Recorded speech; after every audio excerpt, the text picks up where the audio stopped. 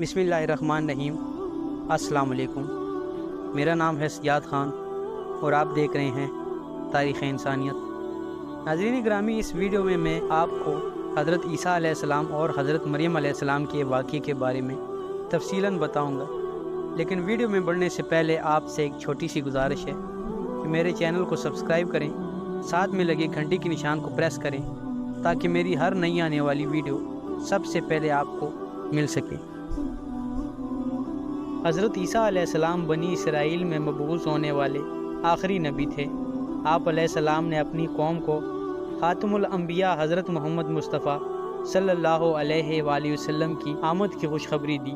قرآن کریم میں ارشاد ہے، اور جب عیسیٰ ابن مریم نے کہا، اے بنی اسرائیل، میں تمہارے پاس اللہ کا بھیجا ہوا آیا ہوں اور ایک پیغمبر کی جو میرے بعد آئیں گے، جن کا نام احمد ہوگا، کی بشارت سناتا ہوں۔ حضرت عیسیٰ علیہ السلام کے بعد تقریباً 600 سال تک کوئی نبی نہیں آیا۔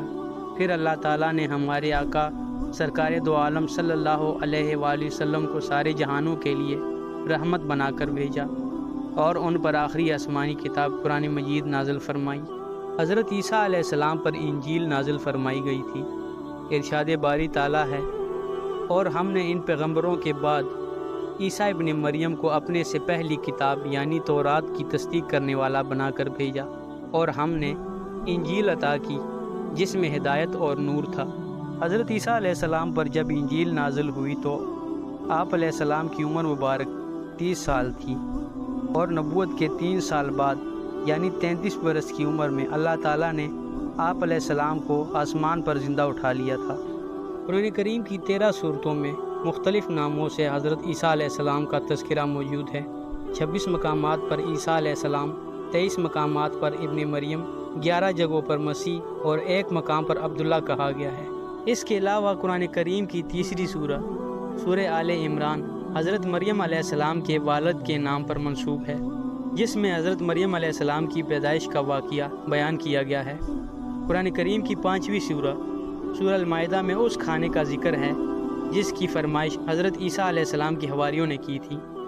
حضرت عیسیٰ علیہ السلام نے بارگاہ خداوندی میں دعا کی، جس پر آسمان سے مائدہ یعنی کھانے کے دسترخوانوں کا نزول ہوا۔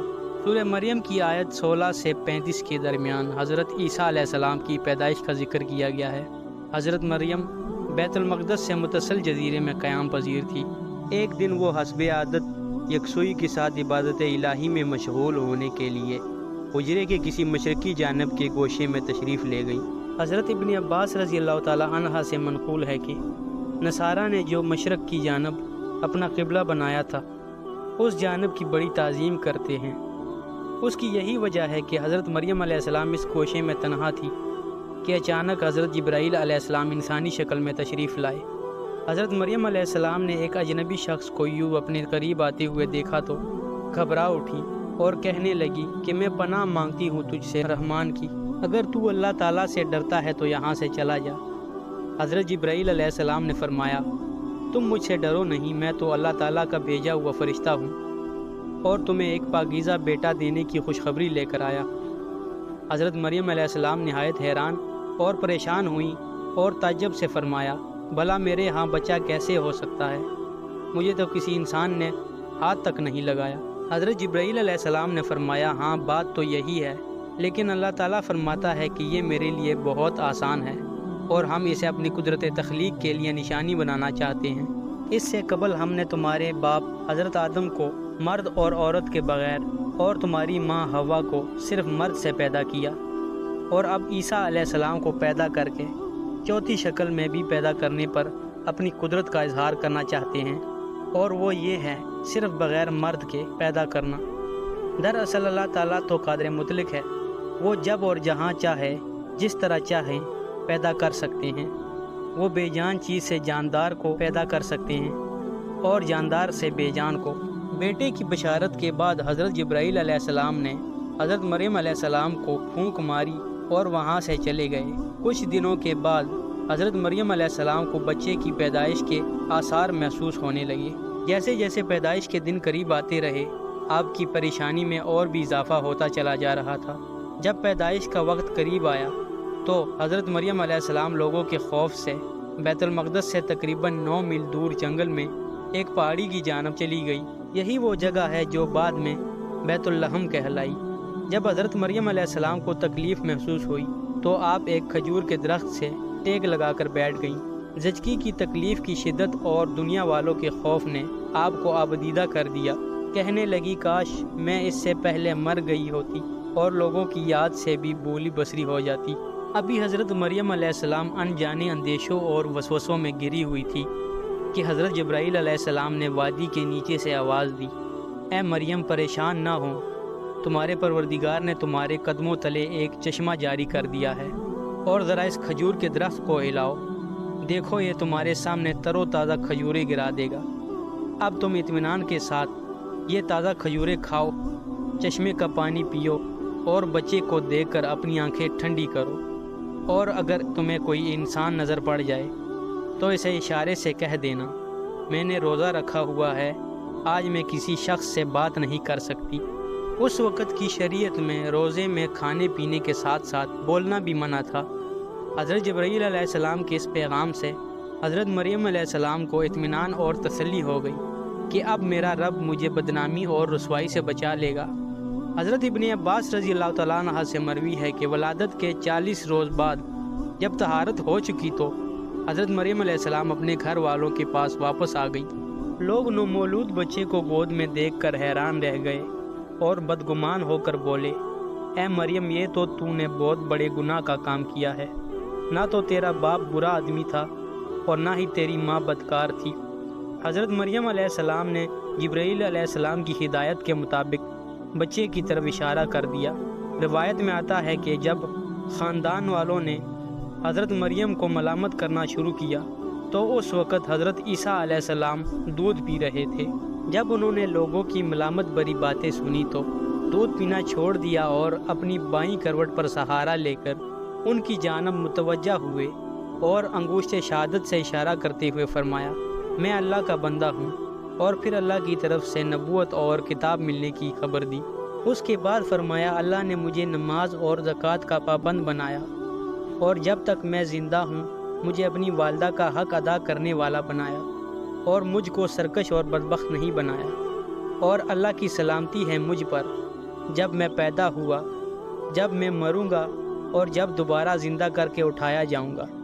لوگوں نے جب نومولود بچے کے منہ سے یہ الفاظ سنے تو حیرت زدہ ہو گئے اور انہیں یقین ہو گیا کہ بی بی مریم پاک دامن ہے اور یہ بچہ اللہ کا برگزیدہ بندہ ہے۔ اس واقعے کے بعد خاندان اور بنی اسرائیل کے سمجھدار لوگ دونوں کی بڑی عزت کرنے لگے اور انہیں خیر و برکت کا باعث سمجھنے لگے۔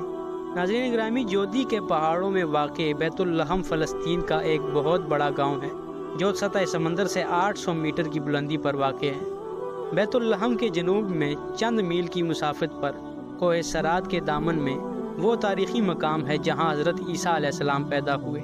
اس سے متصل کونے میں ایک پتھر نصب ہے جس میں ایک گول سوراخ ہے۔ بتایا جاتا ہے کہ اس جگہ کھجور کا وہ درخت تھا جس کے متعلق قرآن مجید میں ذکر ہے کہ اے مریم اسے ہلاؤ تو کھجوریں گرے گی۔ حضرت ابن عباس رضی اللہ تعالیٰ عنہ سے مروی ہے کہ حضرت عیسیٰ ابن مریم علیہ السلام گود میں بات چیت کے بعد کلام کرنے سے رک گئے تھے، پھر جب لڑک پن کو چھونے لگے تو اللہ تعالیٰ نے ان کی زبان پر حکمت اور دانائی کی باتیں جاری کر دی۔ جب آپ 7 سال کے ہوئے تو حضرت مریم علیہ السلام نے آپ کو معلم کے پاس درسگاہ بھیجنا شروع کر دیا۔ حضرت عیسیٰ علیہ السلام بچپن ہی میں اللہ کی طرف سے الہام کردہ عجائبات کا نظارہ کرتے تھے۔ یہ بات یہودیوں میں پھیل گئی تو انہوں نے آپ علیہ السلام کے خلاف منصوبے بنانا شروع کر دیے۔ حالانکہ آپ علیہ السلام کے خاندان کے لوگ آپ کی اور مریم علیہ السلام کی بڑی عزت کرتے تھے، یہود نے آپ اور آپ کی والدہ کے متعلق طرح طرح کے اعتراضات شروع کر دیے۔ یہ وہ وقت تھا کہ جب حضرت زکریہ علیہ السلام بنی اسرائیل کے پیغمبر تھے، لیکن یہود اپنی سابقہ روایات اور عادات کے مطابق حضرت زکریہ علیہ السلام کی نافرمانی اور ان کی تکذیب کرتے تھے۔ ان لوگوں نے مختلف گروہوں میں تقسیم ہو کر مشرکانہ طور طریقے اختیار کر لیے، یہاں تک کہ اپنی خواہشات کے مطابق تورات میں بھی بہت زیادہ رد و بدل کر لیا تھا۔ ان کے عقائد و اعمال دن بدن بد سے بدتر ہوتے چلے جا رہے تھے۔ جب بیت المقدس کے حالات خراب ہونے لگے تو حضرت مریم علیہ السلام آپ علیہ السلام کو لے کر اپنے عزیزوں کے پاس مصر چلی گئیں۔ 13 سال بعد اللہ تعالیٰ کے حکم سے مصر سے واپس ہوئیں۔ پھر اللہ تعالیٰ نے آپ کو انجیل عطا فرمائی اور تورات کی تعلیم دی۔ اس کے علاوہ مردوں کو زندہ کرنا، کوڑیوں کو صحیح کرنا اور دوسرے معجزات سے نوازا گیا۔ اللہ تعالیٰ نے ہر نبی کو اس کے زمانے کے حالات و مشاہدات کے مطابق معجزے عطا فرمائے تاکہ ان کی صداقت، افضلیت اور برتری نمایاں رہے۔ اسی طرح اللہ تعالیٰ نے حضرت عیسیٰ علیہ السلام کو بھی معجزے اور فضیلتیں عطا فرمائیں۔ سب سے پہلا معجزہ تو حضرت عیسیٰ علیہ السلام کا بغیر والد کے پیدا ہونا تھا۔ ماں کی گود میں کلام کر کے اپنی والدہ کی پاکیزگی اور صداقت کی گواہی دی۔ مٹی کا پرندہ بناتے اور اس میں پھونک مارتے تو وہ اللہ تعالیٰ کے حکم سے پرندہ بن جاتا۔ پیدائشی نابینا کی آنکھوں پر ہاتھ رکھتے تو اس کی بینائی ایسے واپس آ جاتی جیسے کبھی نابینا نہ ہوا ہو۔ برس، جزام اور کوڑ کے مریضوں کو اللہ تعالیٰ کے حکم سے صحت یاب کرتے، مردوں کو زندہ کر دیتے اور لوگوں کو جو کچھ وہ گھروں سے کھا کر آتے اور جو اپنے گھروں میں ذخیرہ کرتے اس کی تفصیل بتا دیتے تھے۔ اللہ تعالیٰ نے حضرت عیسیٰ علیہ السلام کو یہودیوں سے بچا کر آسمان پر زندہ اٹھا لیا۔ ناظرین گرامی، قیامت کے قریب حضرت عیسیٰ علیہ السلام دوبارہ تشریف لائیں گے اور لوگوں سے کلام کریں گے، جس کا اشارہ سورہ آل عمران میں ہے کہ ماں کی گود میں بھی اور اتھیڑ عمر میں بھی کلام کریں گے۔ جب آپ کو دنیا میں دوبارہ بھیجا جائے گا تو آپ امت محمدیہ کی قیادت کے لیے بحیثیت خلیفۃ الرسول صلی اللہ علیہ وآلہ وسلم اور امتی تشریف لائیں گے۔ آپ مسلمانوں کے ساتھ مل کر جہاد کریں گے، دجال اور خنزیر کو قتل کریں گے، سلیب توڑ ڈالیں گے، زمین میں امن و برکت ہوگی اور دنیا میں صرف اسلام رہ جائے گا۔ حضرت عیسیٰ علیہ السلام کا کوئی گھر نہ تھا اور نہ ہی بیوی بچے تھے۔ آپ علیہ السلام شہر شہر دین حق کی تبلیغ فرماتے اور لوگوں تک اللہ کا پیغام پہنچاتے۔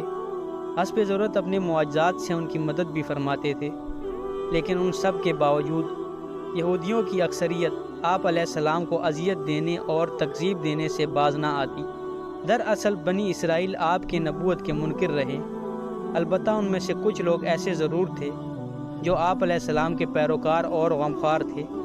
وہ آپ علیہ السلام کے ساتھ دین حق کے کام میں مشغول رہتے۔ قرآن کریم نے انہیں حواریوں کے نام سے یاد کیا ہے۔ ارشاد باری تعالیٰ ہے، جب حضرت عیسیٰ علیہ السلام نے ان کا کفر محسوس کر لیا تو کہنے لگے، اللہ تعالیٰ کی راہ میں میری مدد کرنے والا کون کون ہے؟ حواریوں نے جواب دیا، ہم اللہ تعالیٰ کی راہ میں آپ کے مددگار ہیں۔ ہم اللہ تعالیٰ پر ایمان لائے اور آپ گواہ رہیے کہ ہم تابعدار ہیں۔ پیارے دوستو، ویڈیو کیسی لگی کمنٹ میں ضرور بتائیے گا اور اسے لائک اور شیئر کیجیے گا، اور نئی آنے والی ویڈیو تک کے لیے ہمارا انتظار کیجیے گا۔ تب تک کے لیے اللہ حافظ۔